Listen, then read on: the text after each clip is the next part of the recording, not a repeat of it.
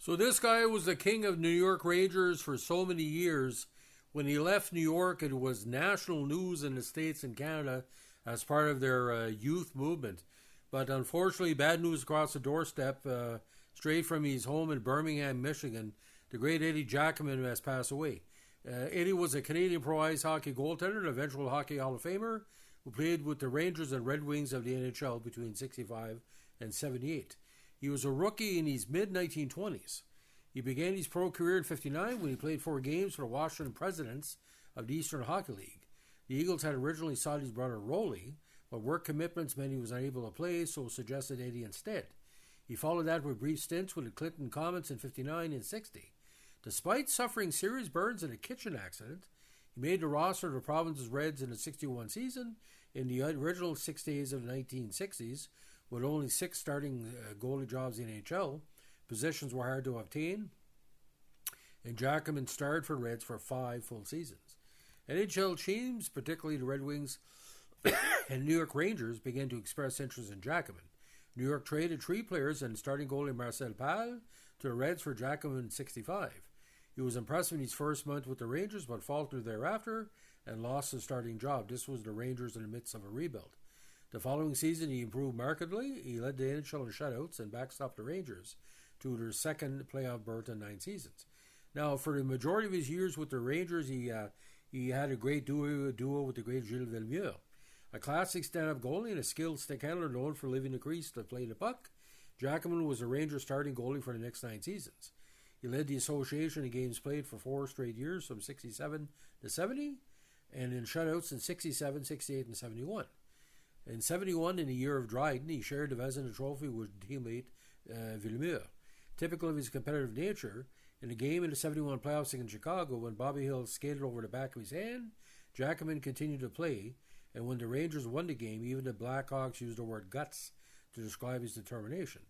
The Rangers went on to meet the Boston Bruins in the Stanley Cup Finals in 72, losing in a hard-fought 6-game series. And he was the main reason that he bet Montreal in 72 and 74. Unfortunately, Giacomin's effectiveness was reduced in 1975 by injuries. The following season, the Rangers got off their worst start in 10 years. They would miss the playoffs for the first time in a decade and began to get rid of their high-salaried veterans. Giacomin was among them. Many fans were left angry when he was put on waivers and claimed by the Red Wings on October 29, 75 as a result of a youth movement that resulted in the great John Davidson taking over in goal.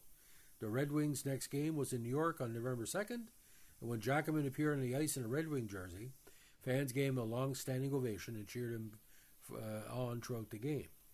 Rangers fans then booed their own team when he took shots or scored on Giacomin and chanted his name throughout the match, which he won for the Red Wings. The evening was voted as one of their 50 greatest moments in MSG history.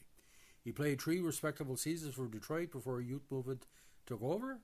During this time, Eddie helped hockey writer and sports journalist Hugh Delano write a biography about his life, a career entitled Eddie, A Goalie Story, published by Anthem in 76.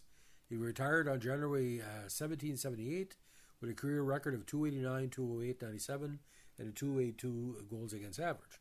Now, he spent the 79th season as a broadcaster for the Islanders, who were beating the 79 Stanley Cup players by the rival Rangers that spring. He later served with the Islanders and the Red Wings at the AC, and 2 stints with the Rangers as his goalie coach. When he was inducted in the Hockey Hall of Fame in 1987, his jersey number 1 was the second number retired by the Rangers. On March 15, 1989, he joined Gilbert's number 7 that would be retired on October 14, 1979. Unfortunately, he passed away at his home in Birmingham, Michigan on the evening of September 14, 2025 at the age of 86. Now, named to the NHL first All-Star team in 67 to 71, second All-Star team 68 to 70 inclusive, NHL All-Star game from 67 to 71 and 73, Vezina with Gilles Villemure in 71, 25th in career wins by a goalie with 289, 19 in career shutouts with 54. Again, Rangers retired his number 1 in 89. In the 2009 book 108 Ranger Greats, he was ranked number 6 of the all-time in the 1991 New York Rangers, and second highest in 74 were goalies who had played during the team's first 82 seasons, and inducted in the Hockey Hall of Fame in 87.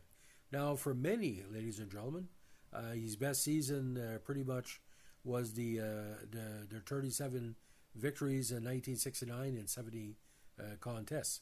And again, he shared time with Villeneuve later on in his career. With Detroit, like I said, had good 3 seasons to, seeing how bad that team was. Now again, he played 609 games, 35,633 minutes, and in the postseason, 29 and 35 and 65 contests. So if you're a Ranger fan, that Giacomin will always be a star beyond a star, and like for the people of the province and Reds alumni, he's there as well. Giacomin once said, I think it was with the Hockey magazine, he said playing in Madison Square Garden was such an honor because they saw him as their hero. Like when the Rangers were still growing, long before Rattel and Hatfield and Gilbert, the gag line, he was the guy that kept him in. And those 2 big victories over Montreal in 72 and 74, which really cost Montreal the Cups that year.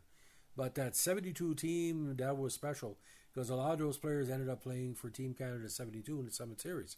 And there was some confusion why Giacomin wasn't considered for 72. He had a good campaign in that season, although he played only 44 contests, a very, very good money goalie.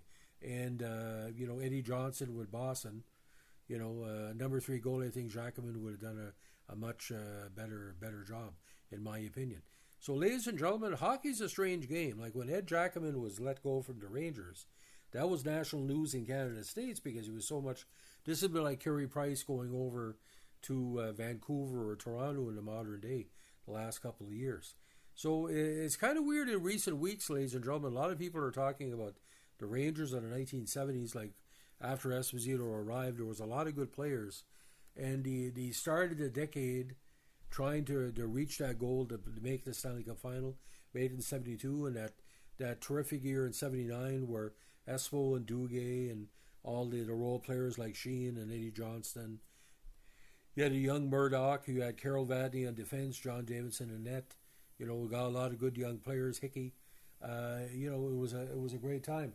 The Rangers always been the number 3 team, I think, across Canada, or number 4, sometimes tied with Boston, sometimes ahead of Boston, sometimes Boston's up ahead. But like I said, Giacomin, a class act, and like I said, 5'11", that's maybe giving him 2 more inches than he had. But ladies and gentlemen, I know one thing. If you're a New York fan, Ranger fan today, you're mourning a great player, a great representative, and the Providence Reds alumni, the Reds faithful, love Eddie Giacomin, and we love him too. So ladies and gentlemen, if you like what we're doing with our Sports File tributes, let us know in a like, comment, subscribe, or share. And as we say in the North Shore of New Brunswick, keep your stick on the ice. Have a good one.